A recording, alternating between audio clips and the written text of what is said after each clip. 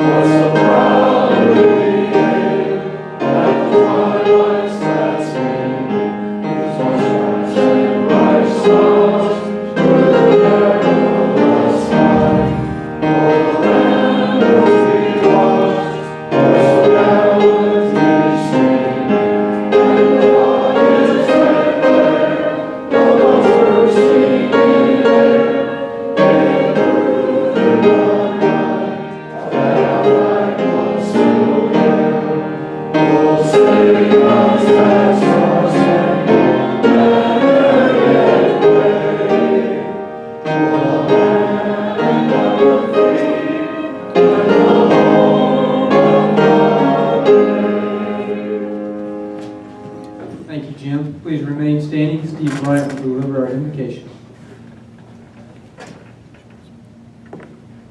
Let us pray.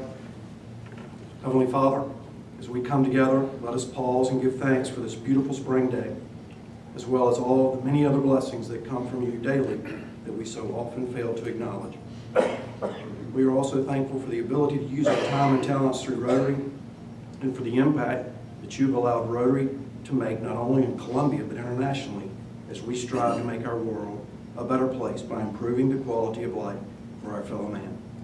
Father, we ask that you be with us as we begin today's program. Let us enjoy fellowshipping with one another and be with our speaker as he shares an informative talk.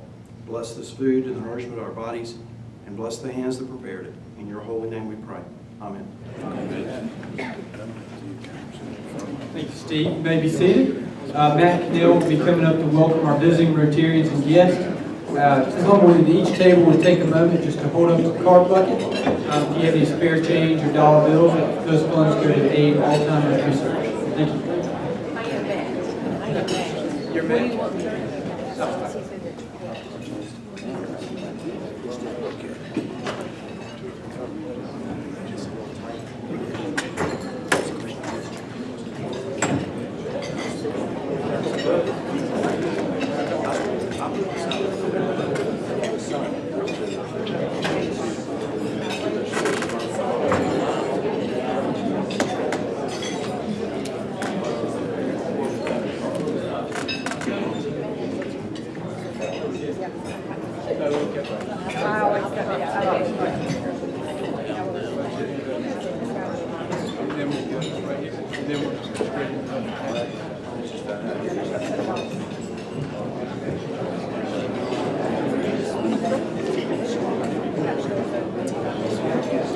Good afternoon.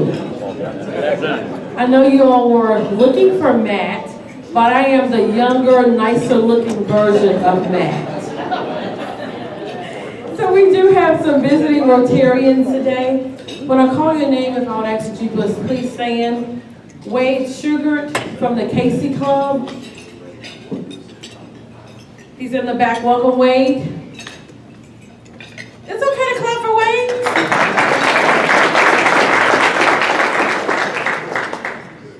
Tony Thompson with the Capital City. Welcome, Tony. Thank you. And so we'll be passing a mic around for any of our Rotarians who have guests with them. I'm playing many roles today. Should have kept my tennis shoes on. Lee, I'm gonna come to you. Thank you, Miss. I'm Bob Crutchfield. I have today with me Gloria Freeman, and Gloria is a lifelong friend since Wardlaw Elementary with my wife. Yep. But she also is the right hand of the speaker. She's the vice president of the Alliance.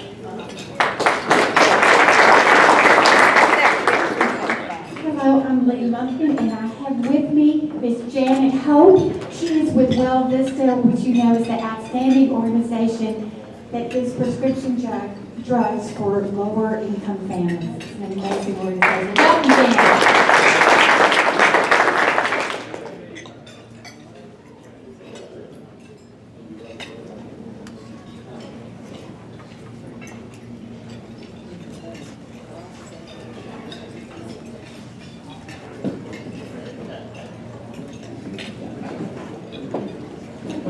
Okay, so we want to make sure that we didn't miss anybody. Okay, so we're going to go right into health and happiness. The majority of you said that you were healthy and happy and glad to be here, but I do have a few announcements. Okay, so where is Ed Greenleaf? Where are you, Ed? Ed, stand up. Okay, so Ed and Michael Brzezicki, did I get it right? Okay. Got married on April the 19th after 30 years. They got married and went to Belize for their honeymoon. So congratulations to them. Where's Dot? Is Dot left the room? She's back up. Okay, so Dot wants us to continue to pray for her son. He is doing much better, but he can always use more prayers because we're believing in a miracle for his healing. So continue to lift Dot's son up today. As you know, Matt was doing the greeting, but he had to leave. Matt and Robin have a joint press conference today at 1 o'clock. The Historic Columbia and City Center Partnership are announcing the approval of the Historic District downtown today at 1 o'clock. So if you see Matt or you see Robin, just congratulate them. And Matt's daughter, Liz, is graduating from Clemson, but she was just recently accepted to UNC Chapel Hill to get her MPA, so make sure that you congratulate Matt on that. And so, you all seem a little tired today, so humor is good medicine for the soul. So let me give you some humor. Little Johnny and his family were having Sunday dinner at his grandmother's house. Everyone was seated around the table as the food was being served. When little Johnny received his plate, he started eating right away. His mother said, "Johnny, wait until we say our prayers." He says, "I don't have to," the boy replied. "Of course you do," his mother insisted. "We say prayer before eating at our house." He says, "That's at our house," Johnny explained, "but this is Grandma's house and she knows how to cook."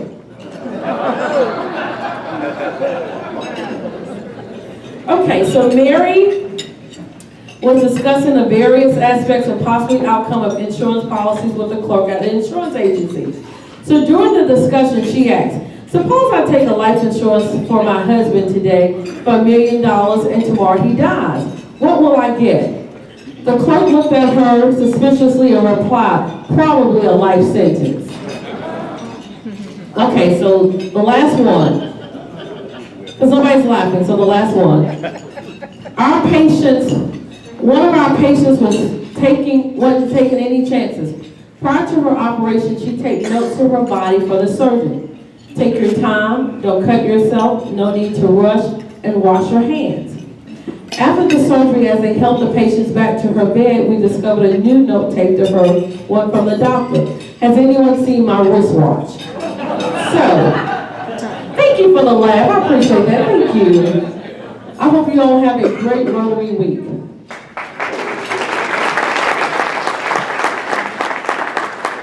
Thank you, Regina. Bob Crutchfield will be coming up to do a new member induction.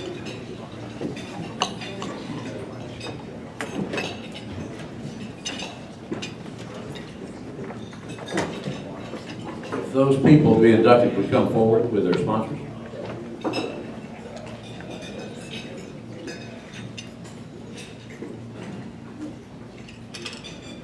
I might just say as they come up, and this is kind of a word on behalf of all the ex-presidents of this club, we particularly appreciate the fact that John has allowed us to still play some part in the club, and there's a few things that give more enjoyment than bringing new members into the club, so I'm very honored to be able to do that, John. I appreciate that.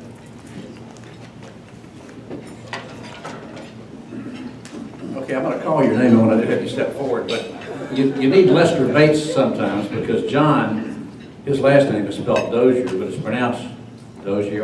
Dozier. Dozier. Dozier. Okay. John, if you step forward, we'll talk about you a little bit. John is originally from here. Matter of fact, he graduated from Columbia High School. He's married. His wife's name is Victoria. They have 3 children, 14, 10, and 8. His business employer is the University of South Carolina. He's the chief diversity officer at the university. He got his BS degree from South Carolina State University. He got his MBA from DePaul University, and he got his doctorate at DePaul University as well. His church affiliation is Baptist. His hobbies are running, cycling, racquetball, soccer, reading. He's got no previous years. He's a new Rotarian, and I say it because we've had both actually here today. But let me just, when he first got out of school, he went to work at Columbia Life. He was an internship there, and if I'm not mistaken, he was the first intern ever hired permanently at Columbia Life. Is that correct? And he was here maybe 3 or 4 years. He then went to Tennessee. Then his wife, he and his wife went to Chicago. I think based on her job, she also has a master's degree. She's an engineer. I told him that's not a marriage, that's a merger. But he also was, and he's had several wonderful jobs. But he also was in the Army Reserves, and also he and his wife also own a company here called the Language Buzz, B-U-Z-Z, where they teach different languages. John, welcome to Columbia Rotary.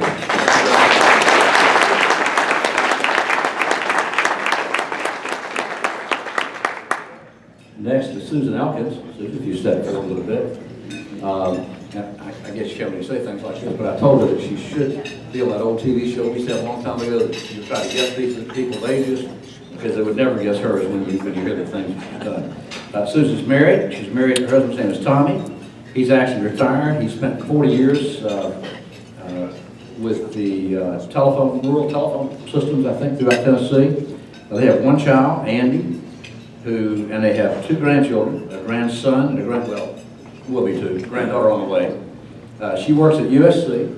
She's the chancellor of the new Palmetto College, created by President Pastides to increase access, affordability, and flexibility to higher education. And I think what's interesting is that rarely, it's not every time we induct people we have 2 of the same employer, number 1, and let alone we also have 2 people whose jobs were created. And the beauty of that is that when your job's created, you have a hand in helping the structure of that job, just what it's going to be, which I think is a wonderful thing to have. She got her undergrad and her master's at Tennessee Tech University. She got her doctorate at Vanderbilt. She worked with the career development program, started out being a teacher for about 8 years. Became an administrative professor of education at her alma mater, Tennessee Tech University. She retired as vice president for extended programs and regional development at Tennessee Technological University. She came to USC as a chancellor in February 2013. She's a past Rotarian. She's a past Paul Harris Fellow 3 times. She's a past Rotary Club president. She's a past assistant district governor of Rotary, and she was elected district governor of Rotary before she moved to come here. Please welcome Susan Elkins.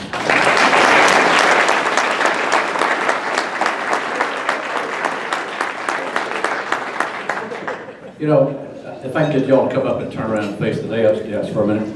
And I also want to say, Dot Rowell's kind of like Jack Hubb. If you ask them if you tell them like we like him to sit at a different table every week, they say, okay, we will. And they think they do. The reason they think that is because they sit in the same spot, but it is literally a different table that's put in that spot every week. and that's true. But the thing I want to say about Dot, and we don't know how blessed we are, I think, with the members that we have in this club, but to me it's just wonderful when I look over the years at the people that she's personally brought to this club. And here today she's brought both of us. I think Dot deserves a round of applause.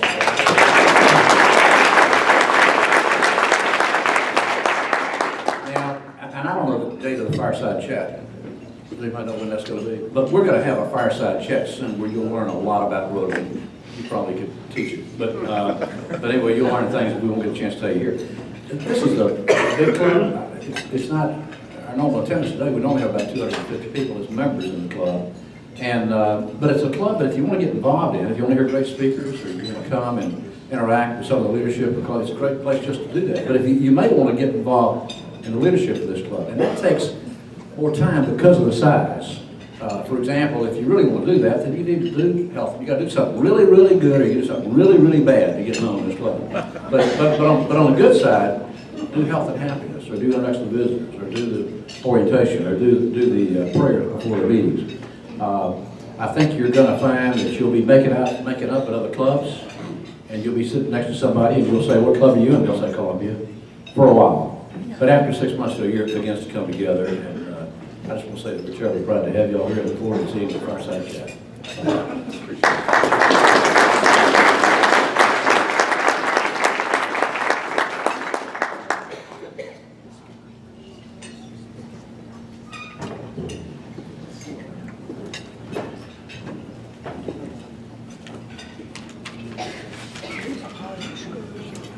Bob, thank you for leading that.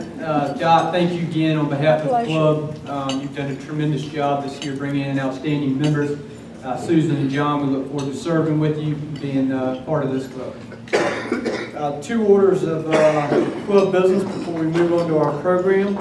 On May 18th, we will be recognizing our newest college scholarship recipients. So they'll be coming to that program. That will be the program on May 18th. With them, they'll be bringing a sponsor from their school who will speak on behalf of the student, and then the student's going to have the opportunity to thank the club and to fill the club in on their future plans as they go off to school.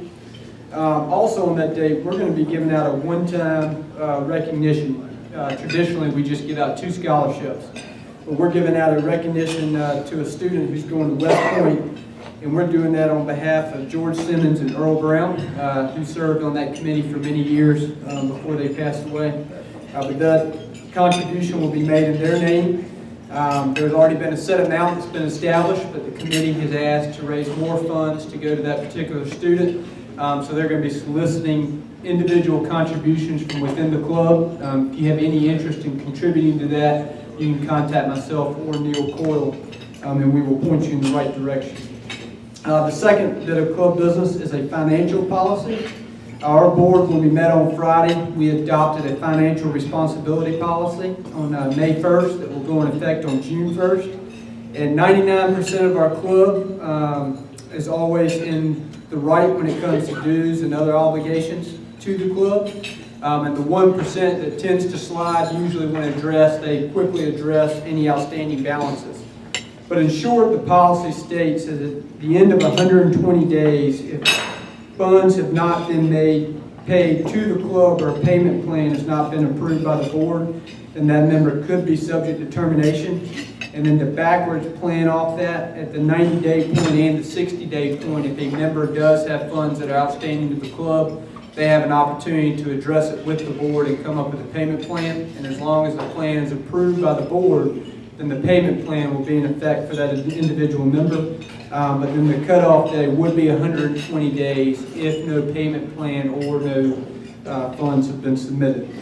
This policy will be emailed out to the club. It's about a page long, very easy to understand, but we want to email it out so all of our members can read it, and then it will go into effect 1 June. If there are any questions, you can feel free to reach out to me. But this was done through the hard work of our treasurer, Bob Millhouse, and the board, and Catherine Davis played a large part doing some research to help us put this together. With that, I'd like to turn it over to Hal Stevenson to introduce our program.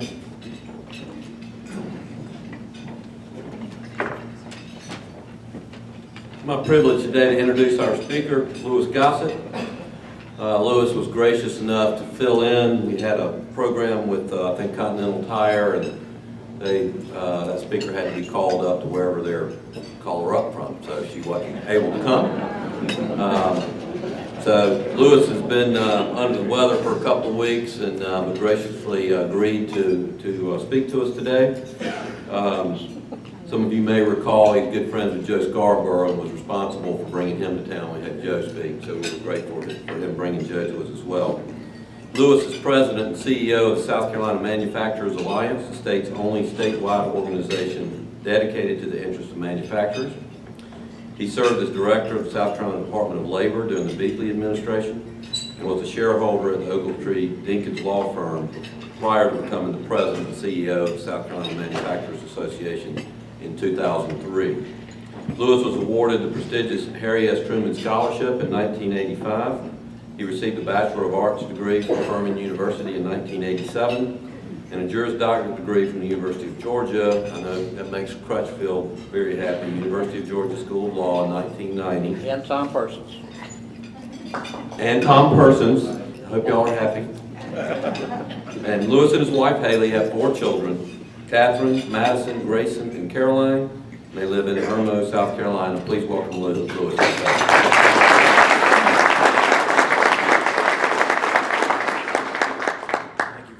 Before I start, Tom and Bob, what are the 2 words that say it all? What are the two what? 2 words that say it all. Bulldog. Go dogs. Go Dogs. Go dogs. Go Bulldog. That's what we say at Wofford too. Now,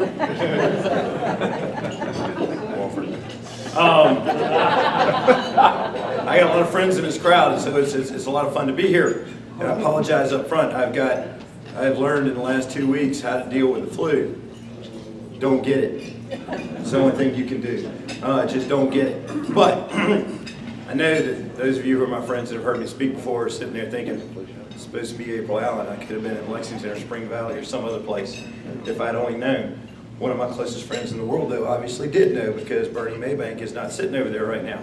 So you've got a choice. I've known Bernie extremely well for almost 30 years. He is literally one of my closest friends on the planet.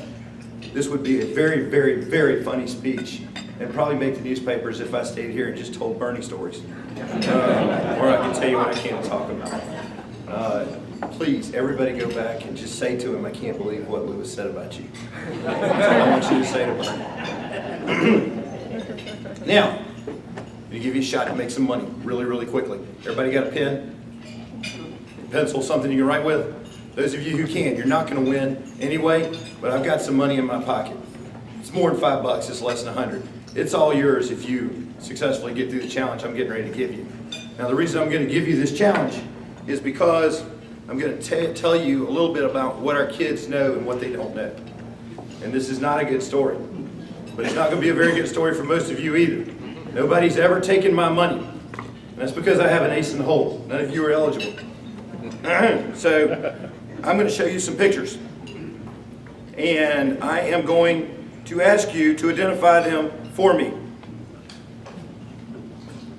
When I get to the last one, if anyone is still with me, if anyone has gotten them all right, if you guess the last individual exactly as I have referred to him on this piece of paper, you get the money. Just to say, I'm not worried. I did this. Here is the lesson in the story before I tell the story. I did this at Clemson University for a group of management students. These kids all want to go to work for corporate America. Okay, their professors were all sitting in there. I walk up to the building, and there are pictures of me all over the place. Come listen to this guy speak. Our ego's starting to get up a little bit. I get closer to the room, and people are standing outside waiting to get in. It's packed. It's absolutely packed. Of course, one of those was not my daughter. She was way too smart. I called and said, you and some friends want to come listen to me speak. I'm not going to repeat for you what she said. She was not there. She was enjoying Clemson. So anyway, I'm really starting to think this is pretty cool. Look at all these kids. All right, I get inside. Ego starts to deflate quickly. They've got more pizza boxes back there than you can count, and everybody's getting extra credit. And it's the end of the school year, so they've all got to be there. There's nothing special about the speaker. If there had been a keg in there, I'd have needed therapy. So anyway, I gave him a chance to win some money. I put 5 20s on the table. Here's how we did it. Now, if you know who the first person is, we'll do this simple. You don't have to write it down. You raise your hand, and I'll take your word for it, okay? And then as you don't know who it is, you lower your hand, and all of you will be out quickly, okay? All right, you got that one right. How'd you get it so quickly? Okay. He's out. He's out. All right, legitimately, everybody got your hand up who knew it was Jay-Z? That's going to be most of it. Keep your hands up. Keep your hands up. If you want my money, keep your hands up. You're not going to get it, but keep your hands up. Tom Brady. Tom Brady. All right, those of you who knew that, keep your hands up. Beyonce, yeah. Probably still got most of the hands that were up. What about 15 of you? Carrie Underwood. All right, keep your hands up. King. Okay, how many people, raise your hands way up, who's still got their hands in? Okay, and we all know Nikki Haley, okay? This is where we stop. Because this is where most of the Clemson students would not get another one right. Not a single one. Before you criticize them, this is where the Beaufort and Hilton Head Rotary Clubs would not get any more right, except for 2. And this is where the Bankers Association pretty much fell off and would get no more right. Keep your hands up. Bernanke. Face made for radio, don't you agree? All right. Bobby was our chairman for 2 years. Bobby is devastated by the fact that you might be one of the few radios who has gotten that right. Banker's got it. All right, hands way up. Who's still with me? You're going soon, but that's cool. Adam gets to keep his hand up. Anybody else need that was Emily? Okay, raise your hands way up. So we only got 2 hands still up. All right, Clemson students, professors, 0. Nobody got this. Who is it? Jeffrey Emmelt, GE. Who's that? Adam's gone. You're gone. Am I free now? All right, money's still mine. What was great about it is by now I made a grand production of taking that money off that table, putting it in my pocket, saying you all should have gone to Georgia. All right, that's McNerney with Bowie. Sal. Joe Sally with Milliken. That'd be fair for you, Anne Marie, to be in this. Pete Selleck. You see a pattern here? See what I'm getting at? That's Pete Selleck with Michelin. Now, this is the way I win every time. Who is that? That's not what I told you. You had to get it as I had it written down. Now sometimes this changes every time now because I've done it several times. And nobody's ever gotten to the point where it mattered what I had written down or not. But I don't mind telling you at all. Even though I am right across the street from what I consider to be hell on earth. Even though I am considered, even though this guy, okay. Usually it says something like Satan or the devil incarnate or something like that. Today, if you had gotten to this point, all you would have had to have said is all that is wrong with the world. Okay. I'm so glad that the rain is now seemed to be over. Okay, we're going to talk about manufacturing, but before we do, I'm going to tell you about that little exercise. Remember, these kids wanted to be in management, so here's the story I told them. I said, none of you knew who these people were. You knew who every pop star and athlete that I put up there was, and I could have gone on and on and on. They would have kept getting them right and getting them right and getting them right. But not one of them knew the names of the people who collectively employ about 40,000 South Carolinians. Not other people in other states, but 40,000 South Carolinians. They wanted jobs from our folks. By the way, that would happen at Furman, Georgia, USC. You name it, it would happen in all those places. They know who Jay-Z and Beyonce is, and they get that right every time, but they don't have a clue that Pete Selleck employs 9,000 South Carolinians, or who he is, or that McNerney's going to be around 9,000 to 10,000 soon, or who he is, or what he's doing. Joe Sally, 5,000 or 6,000. They don't know that, and they should. And something's very wrong when their focus is on something other than what it should be. And I'm going to tell you the story of the focus not being at the right place. But first, I'm going to tell you the manufacturing story, and you'll understand why we think something needs to change in South Carolina. Okay, these are the obvious points. Key driver of economic growth, principal source of R&D and innovation. It's not just South Carolina. In fact, South Carolina is a little bit behind that curve, relatively speaking. Manufacturing in general is the principal source of R&D and innovation in this country. South Carolina is beginning to catch up with our research universities, our commitment to the endowed chairs, and other things. But this is something that I started seeing a long time ago, that CEOs, when they make decisions about where they're going to locate new facilities or expand existing facilities, there are two places that often have a profound advantage. And that's the place where he or she goes to sleep at night, which is their headquarters, and the place where their future is, which is their R&D and innovation. South Carolina needs more of both to continue our move away from simple branch manufacturing. And we're doing that. Manufacturing and service sectors are complementary and inseparable, and their wealth creator national security implications are there. When I talk about the size of manufacturing, it is the largest industrial sector in South Carolina. There are some who will argue that it's not, but the numbers speak for themselves. We're at least a $95 billion a year impact. We've got the same studies other folks have got, but that's not to criticize or to demean the others. South Carolina is a four-legged stool in terms of our economy. Take any one of those four out, you've got problems as the way they're configured. One is manufacturing, one is agriculture, and one is tourism. Anybody want to guess what the fourth is? Government.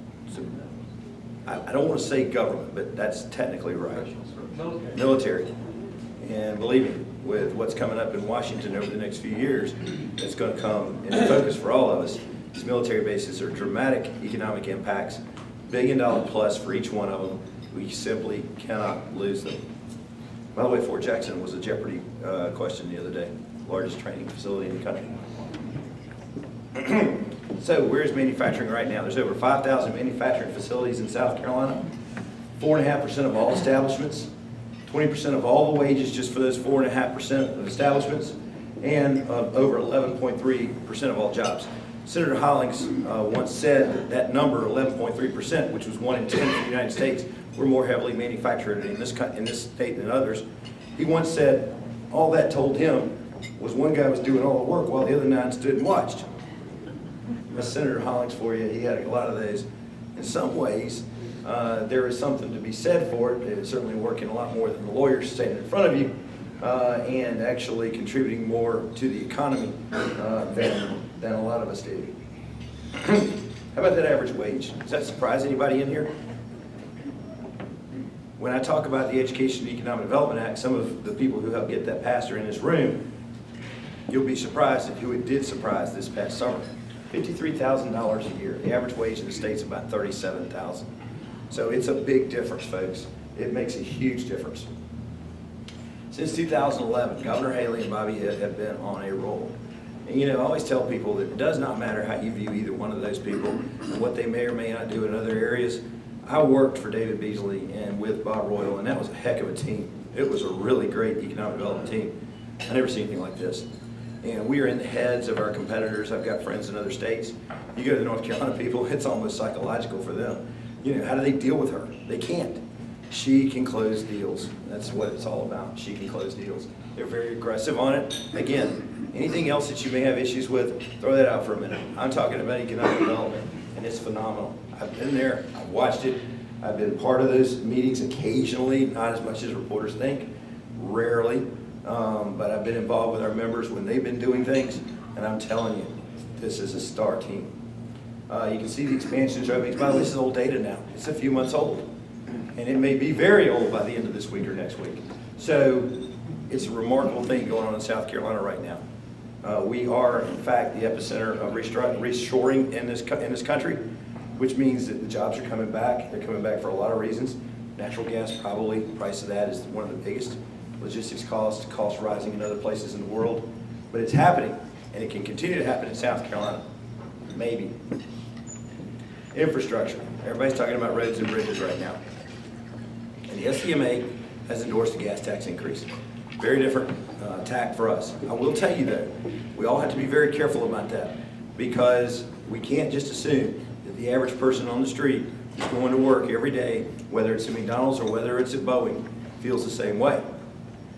They certainly want their roads and bridges dealt with, but ground beef is $6 to $7 a pound. Loaf of bread costs over $4. Gallon of milk costs over $4. They are not looking for this to be the solution. Nevertheless, we know we've got to have money from all different sources. So the gas tax revenue is certainly a place to look. But that being said, existing revenue. There's some that say that the state of South Carolina will have $2.5 to $3 billion of additional revenue within 10 years in the budget. Some of that should go to roads and bridges. We understand that. And I also believe some of it should go to the schools. There's no question about that. I think we need to be smart about how we spend it. I'm very fortunate to be on Speaker Lucas's statewide task force on the education issues in South Carolina, and specifically how do we address the lawsuit, the County of Abbeville. Now, I have a very strong opinion about the fact that if I were the General Assembly, I would turn to the Supreme Court and say, make me. Separation of powers, political question. I don't think they can tell the state to tax and spend. I don't think you want them to. But that doesn't mean the General Assembly shouldn't do something about the issues that they addressed in the opinion. And that's the way I'm approaching my work on that task force. The environmental movement. Nobody likes to hunt and fish and be outside more than I do. Nobody. I absolutely love it. And preserving our natural heritage is very important. I think the manufacturing community in South Carolina does a fantastic job with that. However, there is an extreme environmental movement in South Carolina that would stop any and all progress, and they're pretty smart about how they do it. Things like stopping port expansion, saying they're for roads, but then taking years and years and years of permit appeals and things like that, stopping and driving up the cost of the roads, trying to stop the creation and building of new nuclear and other kinds of energy producing plants. That's not good for manufacturing, and it's not good for the people of South Carolina. Back during the debate about the coal plant, I said very clearly to a reporter, if you want to talk about why we need the coal plant or whether we need the coal plant, if you can show me that every South Carolinian has gotten to where he or she wants to be, they've made it for their family, they can provide for their family, they're secure financially, they know exactly where they're going to be financially 10, 15, 20 years from now, then maybe we don't need the coal plant, we don't need the jobs that come with it. Naturally, we did not get the coal plant. That being said, it's the extreme, not the reasonable. It's always the extreme. Federal government uncertainty, Obamacare, it's impacting employment, and it's going to continue to impact employment. A lot of you probably already know this. But in my opinion, the single biggest issue facing manufacturing right now is workforce development. It is the biggest challenge that we're going to have. It is the one significant thing that could stop coal reshoring in South Carolina. This will give you some idea of the economic development announcements just over the last few years. Again, this is dated. In other words, we hadn't done anything with it in a couple of months. There are a lot more circles to go on these slides. But these are world-class names, world-class companies. And that's saying something that's very important that you should understand. Does everybody remember when Boeing announced that some professor out in the state of Washington said that we were nothing but the equivalent of Walmart workers and greeters, and that we would probably be making planes with super glue and duct tape? Y'all remember that? You know who else made those same criticisms? Organized labor. Made fun of our people, made fun of our state. Actually, I think, don't quote me because I'm not a Boeing employee, I think they're producing more clean airplanes, which is a technical term, down in North Charleston than they are in Washington on a routine basis. So if we're using duct tape and super glue, it's certainly working. Note to the press, I did not say. Note to the press, I did not say that that's what 787s are made with. Might need to fill a membership void if that's the case. But if you look at the names, we've all heard about BMW and GE and Michelin and Milliken and all these other companies. But ZF is making 7- and 9-speed transmissions in Lawrence, South Carolina. That's the most sophisticated thing inside a car, folks. And they believe Lawrence, South Carolina, Greenwood, Anderson, Union County people, Newberry County people can do that right here, and they've proven they can. At one point, BMW said the X5 was the most sophisticated machine that they had ever made. That's BMW. That's a company known for its workmanship and its craftsmanship all over the world. 787 is a game-changing airliner, and yet they believe that South Carolinians can make that. I could go on and on and on. The sophistication of the products here would blow your mind. You just have absolutely no idea, but if you look at this list, what you see are world-class names who are known for quality and who are known usually for very, very good corporate citizenship, which is another good thing for South Carolina. Here's a problem with workforce development. Let's think about for a moment what's happening to our kids. This does not make everybody I speak to happy, so be warned. We're pushing them to 4-year. I pushed mine to 4-year. I got 2 in college now, and I got 2 that hopefully are going to college in the future. My 4th one arguably should not go to college. She's smart enough, she's doing well enough, but she wants to be a nurse. And me spending 4 years worth of tuition money will be a luxury that I hope I can afford for her. But is that really where she needs to be? Is that really the best bang for the buck? Who knows? But we push our kids to 4 years. And what happens when they get there? 46%, according to some national figures that we have, actually get a 4-year degree. 46%. Does that surprise anybody here? It's shockingly high. You know, my children graduated in 2013 and 2014, the 2 that are in college now. They have friends who went to schools that have been out of school now for a year already, with $10,000 and $12,000 worth of debt each. And they don't know what they're going to do next. One young man that I had to get out of a little bit of trouble every once in a while, he went to school. He was gone for a semester, drops out. I see him at the car wash working. I said, so-and-so, what are you going to do? He says, well, I'm going to go back and take some courses at Midlands Tech and then transfer to USC. And I said, and do what? He didn't know. He didn't know. So I started talking to him about Midlands Tech. I saw Sonny earlier and the work that they do there and the kinds of things he could get into. That night, guess what I got? A phone call from his mother. Did you tell so-and-so not to go to college? Yeah, I did.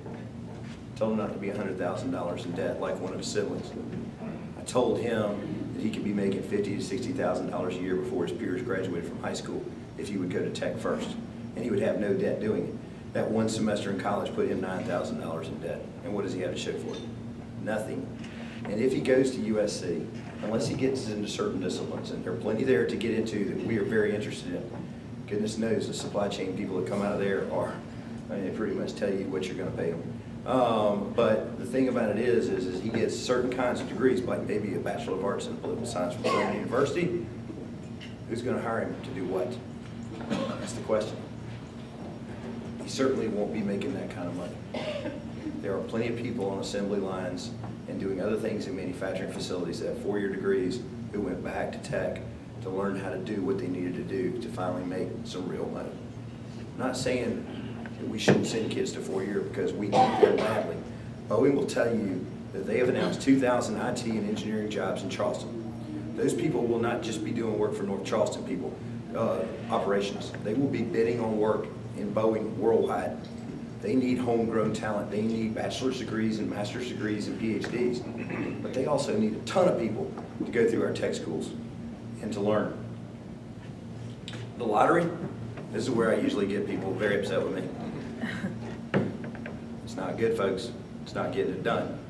First of all, it was sold as paying for public education, college education in South Carolina. My daughter's at Clemson. She gets a $5,000 scholarship from the lottery.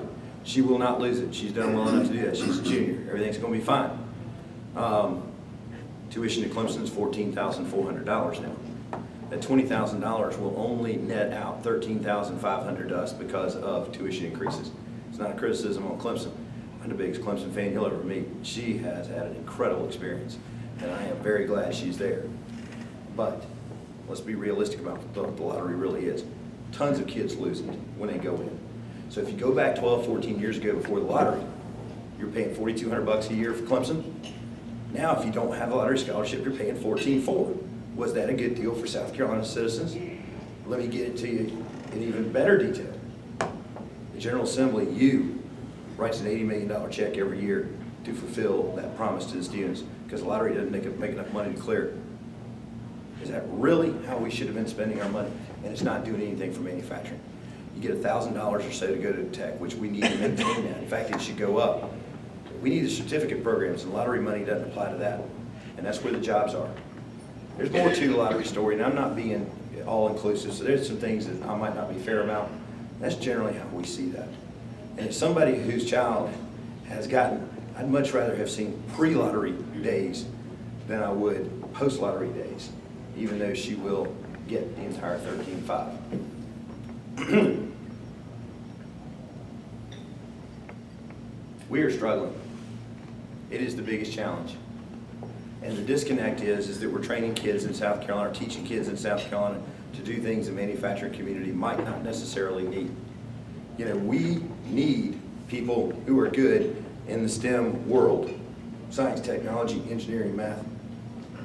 We need people who think science and math are cool. Certainly we need people who know how to think, and there are other courses and coursework that will do that.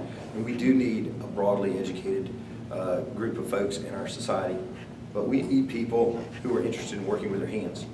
And for 1 or 2 minutes, I will tell you about something called STEM Premier. When you get back to work, go to STEMpremier.com.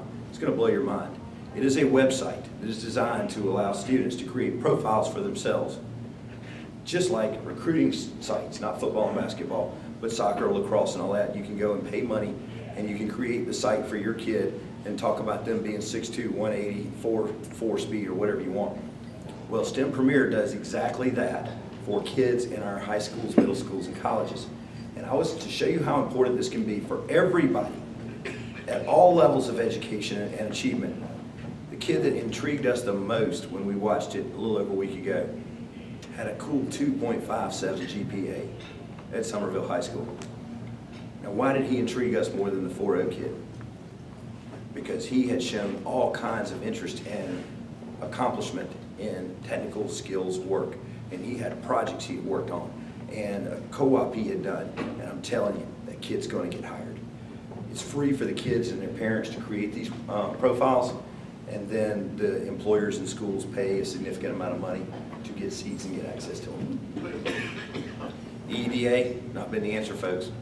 Almost $300 million in expense, and yet manufacturing was 14th in interest level when it started, Education and Economic Development Act. We've gone all the way to 14th after $300 million of state money, your money being spent on it. Guidance counselors that are EDA funded told me this summer, they didn't have a clue about that $53,000 number. I actually talked with a vocational director who told me that she had a young man, she didn't know what to do with it. So why? What's the situation? 2 years of welding. I don't know what to tell him about how to get a job. 250 manufacturing facilities within 6 miles of her location. I said, give me a bullhorn. He and I will go out to the front steps of your place, and I will ask him just to say welder into that bullhorn, and you'll never see him again. He'll be employed. And that was a vocational school director who didn't know what to tell a kid with 2 years of welding. This isn't working, not for manufacturing.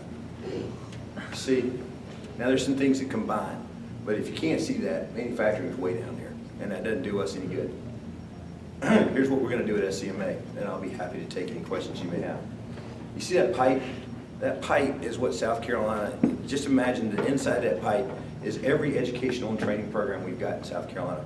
Tech schools, robotics, STEM, you name it. That pipe is good, folks. It's as good as any place in the United States of America.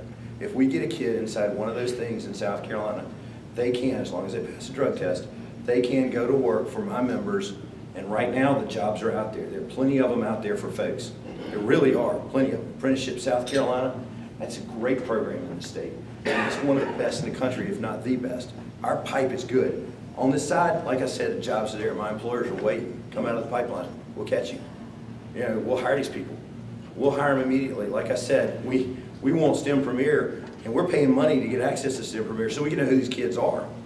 And that 2.57 kid that a lot of people are writing off, he's going to be making 50 grand a year in the next couple of years. How many of the 4Os are going to be doing that necessarily? Here's the problem, the front end. Remember I told you the mom asked me, did you tell so-and-so not to go to college? Those guidance counselors get asked that all the time. The principals, the guidance counselors, parents call and say, what did you just tell my kid? He's going to USC, Clemson, Furman. Don't you talk to my kid again. Well, maybe that's going to work for him or her. But there are other opportunities out there. These people have to know. We have to get to the parents and the kids. We got to do a better job of it. We're going to be filling that niche in the front, along with a number of partners, including the Department of Commerce and a couple of others. We've got to get the parents and the kids both to understand that manufacturing opportunities are out there. They pay extremely well. It's safe. It's clean. It's a different world now, and they've got to get interested in it because those are the opportunities they're going to have. My granddaddy, finish off with this, my granddaddy died in 1981. He had to retire because he was sick. He had worked for 40 years at J.P. Stevens in Greenville. My dad and I went to pick up his toolbox, which took more than my dad and me. And the plant manager wanted to see us. He had 3 pieces of paper. He made it clear. He says, I'm not going to hire 3 people to take your father's place. He said, but we are going to have to hire 2. We didn't know the skill sets he had and that he was using in this facility. We didn't realize we couldn't replace him. He probably made 25 grand his best year. A maintenance person like him right now is 120, 130, 140. People compete for these people. They bid for them. And these are people without college degrees. This is the opportunity, and we need to be telling a story and telling people that maybe the only option for you is not 4 year. Maybe there's something else. If you have any questions, I'd be happy to answer them. Yes, sir. You talk about unions and Boeing, that came up so quick, and where do you see the future there? Yes, sir. I used to do that for a living. And, the IAM did not come here because Boeing does not handle their employee relations well. As a matter of fact, their withdrawal tells you something different. We are at a time right now where organized labor has no place else to go. They are dying, and they're dying quickly. And Boeing is operating in a right-to-work state, which isn't that big of a deal, but we're a low unionization rate state. That's the important thing. So the machinists were going to come here, and they're not going to leave. What just happened is part of the process. They've got a permanent office, and they will continue to try to organize. The Teamsters, the steel workers, and the UAW, along with the machinists, are the most active in South Carolina. They've destroyed their communities and their businesses and their industries, and they're coming here because there's no place left for them to go. You take the machinists alone have lost 150,000 members over the last 10 years. That's real money. So what you saw was kind of a probing action, and they found out that they were not nearly as far ahead in the organizing effort as they thought. They found out that Boeing is not an easy target to take on, and they found out that they actually were losing some support. So they withdrew. They'll be back. They can come back in 6 months, and they will come back and back and back, just like the auto workers have tried 5 times at Smyrna, Tennessee's Nissan facility. So I think what you can see now is that if I were them, I would do a little bit more with smaller operations that are being pressured by the fact that every manufacturer in South Carolina in certain industries is wide open and working people overtime and very stressed. Go to smaller operations, see if you can build a base of support, and then go hit the big one again. Why do you not see this at BMW? You see it at Boeing. I've never heard of UAW like BMW. It's the labor posture of the IAM and Boeing in particular in their history in this country. That the machinists are here, they're very aggressive, and they believe, because of the relationship, which hasn't been good obviously over time, but their knowledge and understanding of Boeing, that they had a better shot here. And they're desperate. The machinists are truly desperate. So BMW is a tough nut to crack for the UAW too, by the way. Very tough. And it's in Greenville, Spartanburg. Everything above the fault line to a Greenville native is Greenville, by the way. So you understand that. Anderson, Rock Hill, it's all Greenville. But that metropolitan area is the least unionized major metropolitan area in America. Yes, sir. Hey, Louis, what will be the determining factor in Volvo's choice between South Carolina and Georgia? Your guess is as good as mine, Sonny.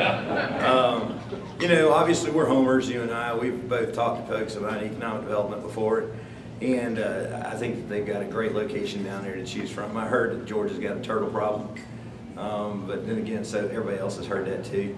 You know, I always joke when they were trying to build a Walmart out on, they did build a Walmart out near Ballantyne, near Irma, where I live. Apparently, they found a few beetles that were somehow rare. I said, you know, I got friends who'll go over there one night with some lights and take care of your beetles for you. I don't think they're able to do that in Georgia, though. So that turtle issue might be a big problem for them on permitting. We've got a better workforce than they do. Our economic development incentives are certainly competitive. And I like our sales team and their capabilities. So we'll wait and see. I mean, I don't know anything any more than anybody else does. Yes, ma'am. Yes, sir. The site for Volvo, there seems to be some inference that we had not done all of the engineering that is being done in Georgia. That site is already completely done, isn't it? It's a good site. I don't think it'll be site in terms of how quickly you can, you know, is it pad ready or not. We've lost a couple of projects in South Carolina in different parts of the state for that. I don't think that's an issue, a real issue down there. The permitting work is going on right now. It's nothing more extraordinary and nothing that tells you anything other than you just got to have that done to be in the game. That site is in pretty good shape. There are things about the Georgia site that they say are good. They like the dirt, from what I've been told. But I think that you've got a very competitive situation here in South Carolina, and I don't see that necessarily costing us. Now, keep in mind, if we don't win Volvo, I have no idea whether we win it or not. We didn't win Caterpillar either, but it went to Athens, which is a good place to go. But they, not for y'all this year. But every time I run my mouth, it doesn't go well.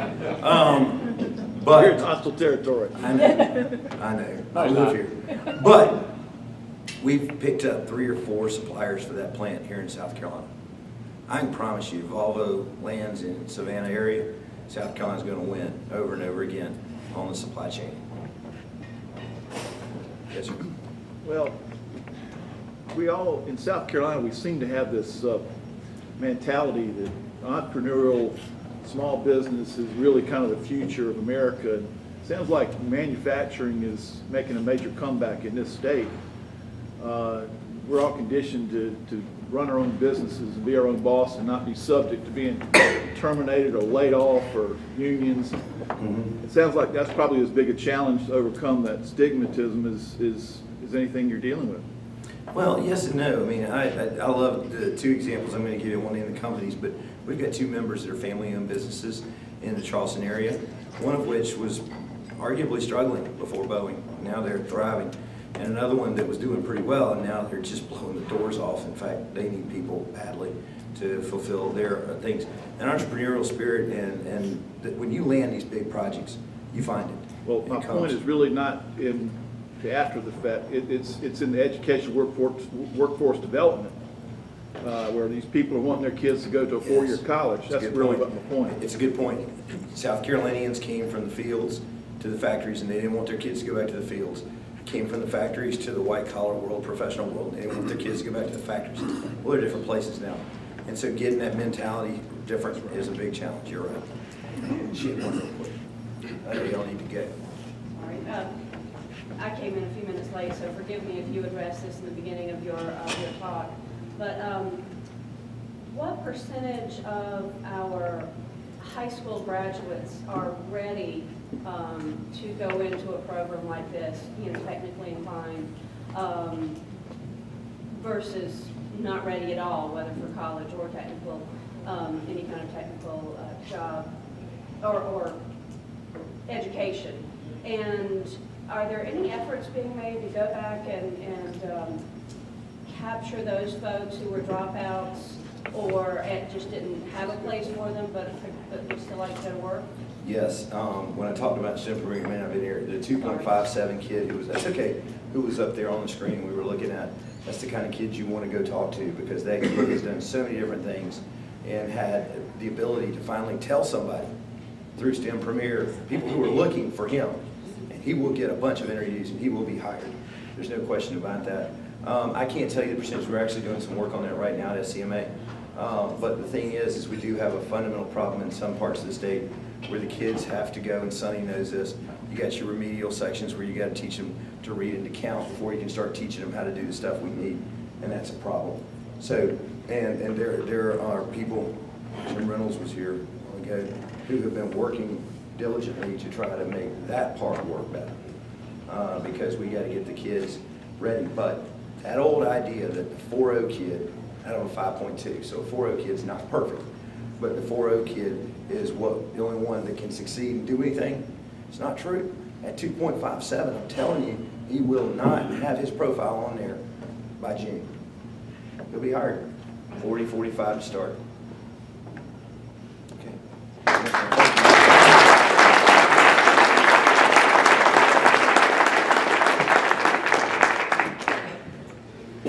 Lewis, thank you for your time today. Please accept this on behalf of the club. Thank you for coming. President Mark, next week's program? Next week, we're going to hear from State Senator Joel Mulry. We'll have a talk on infrastructure. Thank you. Thank you, Mark. Due to time, we're for state music, and we'll see you next Monday.